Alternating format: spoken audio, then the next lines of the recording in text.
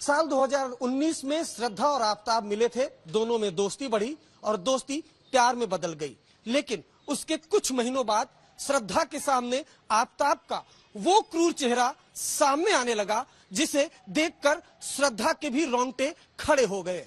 साल 2020 में श्रद्धा को एक बार पहले भी आफताब ने जान से मारने की कोशिश की थी। व्हाट्सएप चैट से पता चलता है कि नवंबर 2020 में श्रद्धा के साथ आफताब ने मारपीट की थी। आफताब ने श्रद्धा को इतनी बुरी तरह पीटा था कि उसे दफ्तर से छुट्टी लेनी पड़ी थी। एक बार फिर सुनिए श्रद्धा किस तरह आफताब के चंगुल में फंस गई थी। मैं आज नहीं आ पाऊंगी क्योंकि मुझे पुलिस स्टेशन के कुछ और चक्कर लगाने हैं। तुम आराम करो, इस वक्त कहाँ हो? मुझे मैसेज भेजना जब तुम्हारी महिला मंडल से बात हो जाए तो। तुम डरो नहीं, हम सब तुम्हारे साथ हैं। तुम्हारे पति का नाम क्या है? श्रद्धा का अपने एक दोस्त के साथ 2020 का एक और चैट सामने आया है। इसमें श्रद्धा अपने नाक की चोट के बारे में दोस्त को बता रही है। उस समय उसने बताया था कि उसकी नाक फ्रैक्चर हो गई है क्योंकि वो गिर गई। श्रद्धा ने ये बात छुपाई कि आफताब ने उसे मारा था। जीजस, तुम्हारी नाक को क्या हुआ? गिर गई या कुछ और? फ्रैक्चर। ओह, सीढ़ी चढ़ते वक्त गिर गई। अब ठीक है। श्रद्धा मर्डर केस की जांच जैसे जैसे आगे बढ़ती जा रही है, वैसे वैसे आफताब का हैवानियत भरा चेहरा दुनिया के सामने बेनकाब हो रहा है। श्रद्धा और उसके दोस्तों की चैट साल 2020 की आज तक के हाथ लगी है।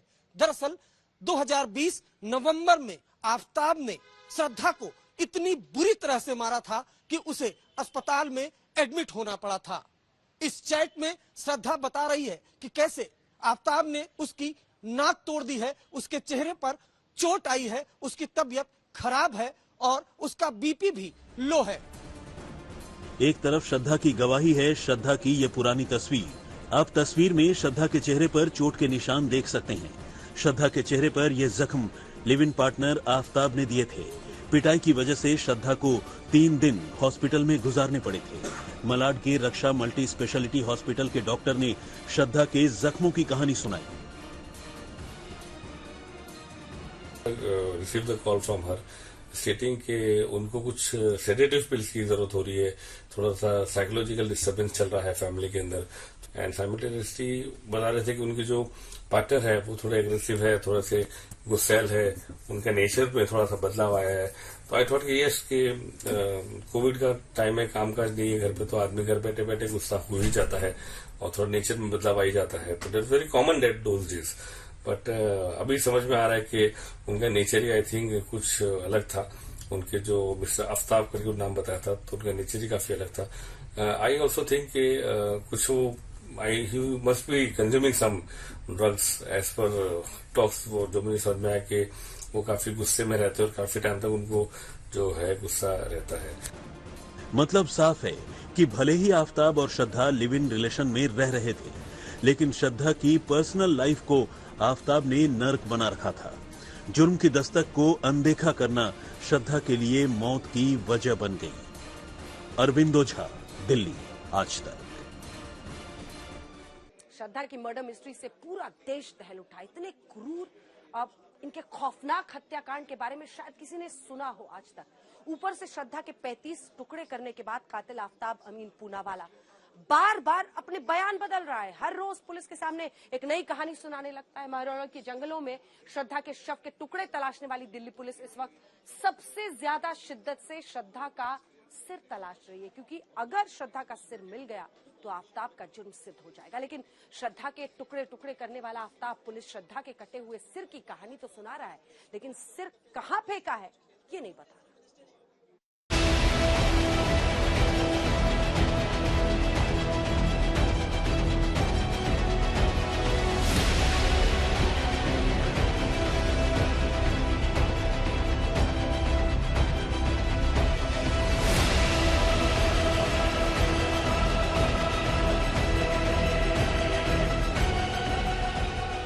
5 दिन से दिल्ली पुलिस आफताब से बार बार एक ही सवाल कर रही है, श्रद्धा का सिर कहां है? दिल्ली पुलिस की स्पेशल टीम आफताब को लेकर मेहरौली के जंगल में भी जाती है।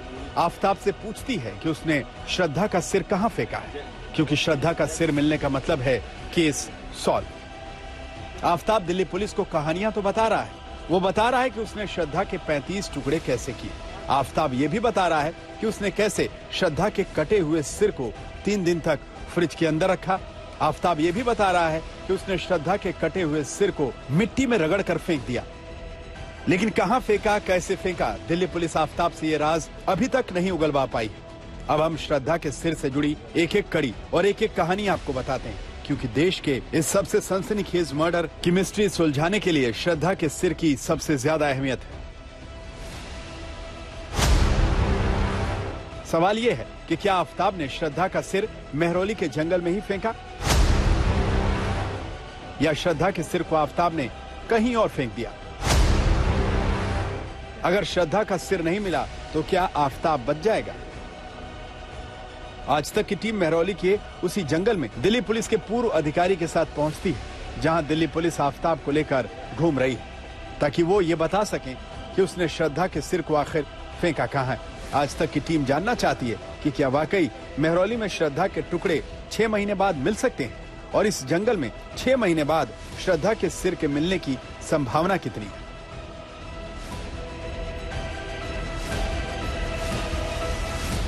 घने जंगल में कौन जानवर किसी टुकड़े को लेकर चला जाए। कोई भी मांस का टुकड़ा बदबू आएगी तो कोई कुत्ता बिल्ली जो भी आएगा उसको लेके उठा के भाग जाएगा। तो उसको ये भी नहीं मालूम है कौन सी जगह रखा है, तो वहाँ पे मिलने के चांसेस बहुत कम रह जाते हैं इसमें।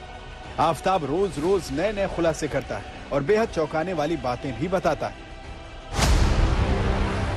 अब तक सबसे चौंकाने वाली कहानी जो आफताब ने बताई वो ये कि आफताब फ्रिज में रखे श्रद्धा के कटे हुए सिर का मेकअप करता था और रोज उससे बातें करता था, और बात करते हुए अचानक गुस्सा आने पर उसके गालों पर थप्पड़ भी मारता था। आफताब ने श्रद्धा के शव के टुकड़े कुछ इस तरीके से किए थे ताकि ठिकाने लगाने में उसे आसानी हो। सिर को उसने काट के अलग कर दिया था, उसे रैप कर दिया था और रैप करके फ्रिज के अंदर छिपा कर रख दिया था। लेकिन जानकारी के मुताबिक जब भी आफताब फ्रिज को खोलता तो एक बार श्रद्धा के सिर को जरूर देखता था।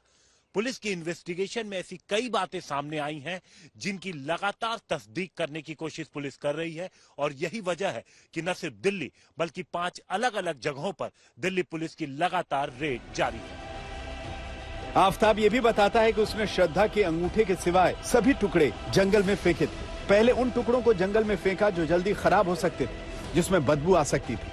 इसका मतलब आफताब ने श्रद्धा का सिर भी जंगल में ही फेंका। फिर सवाल यह है कि श्रद्धा का सिर मिल क्यों नहीं रहा। दिल्ली पुलिस की टीम मेहरौली के इस जंगल में खाक छानती रही। इस दौरान पुलिस ने श्रद्धा के शव के 13 टुकड़े तो बरामद कर लिए, लेकिन सिर अभी तक नहीं मिला। सिर बेहद महत्वपूर्ण अंग है जिसकी तलाश में दिल्ली पुलिस की टीम दिल्ली से निकलकर गुड़गांव तक पहुंच गई, लेकिन अभी तक उसके हाथ सफलता नहीं लगी है। यही वजह है कि दिल्ली पुलिस की 2 टीमें लगातार इस जंगल का खाक छान रही हैं, और साथ ही साथ अब वो दिल्ली से बाहर भी श्रद्धा के सिर को तलाशने में जुटी हुई है। आज तक की टीम दिल्ली पुलिस के पीछे पीछे गुरुग्राम तक भी पहुंची। आप देख सकते हैं कि गुरुग्राम में फेज 2 के एक जंगल नुमा प्लॉट में दिल्ली पुलिस की टीम कूड़े को खंगाल रही है। एक एक पॉलीथीन को उठाकर देख रही है ताकि किसी भी तरह श्रद्धा के सिर का सुराग मिल जाए। हम आपको बता दें कि आफताब ने गुरुग्राम के डीएलएफ फेज 2 की एक कंपनी में काम किया था। ऐसे में पुलिस को यह शक है कि कहीं उसने आते जाते यहाँ श्रद्धा की बॉडी के टुकड़े न फेंके हों, क्योंकि अगर दिल्ली पुलिस को श्रद्धा की खोपड़ी मिलती है तो उसके बाद ये कंफर्म करना होगा कि क्या वाकई वो श्रद्धा की ही है या नहीं। ऐसे में पुलिस फॉरेंसिक मदद लेगी और face reconstruction 3D skull superimposition की तकनीकी का इस्तेमाल कर सकती है। स्कल सुपर इम्पोजिशन या फेस रिकंस्ट्रक्शन तकनीक फोटोग्राफिक, वीडियो और कंप्यूटर असिस्ट 3 तरह से काम करती है। इस टेक्नोलॉजी में 3D की मदद से मृतक के चेहरे को बनाया जाता है। किसी भी केस में इस तकनीकी का इस्तेमाल तब किया जाता है जब डीएनए, फिंगरप्रिंट और बाकी सारे विकल्प काम ना कर रहे हैं। हम आपको बता दें कि इस तकनीक का इस्तेमाल 1945 में हिटलर की मौत के बाद उसकी पहचान पुख्ता करने के लिए किया गया था। अगर हालिया केस की बात करें तो देश के चर्चित शीना वोरा मर्डर केस में डिजिटल स्कल सुपर इम्पोजिशन तकनीक का इस्तेमाल किया गया। शीना वोरा केस में उसका स्कल इस तकनीक की वजह से 100% मैच हुआ था। लेकिन इस तकनीक के लिए जरूरी है श्रद्धा का सिर मिलना, जिसके बारे में सिर्फ और सिर्फ आफताब ही बता सकता है। गुरुग्राम से नीरज वशिष्ठ और हिमांशु मिश्रा के साथ आज तक ब्यूरो।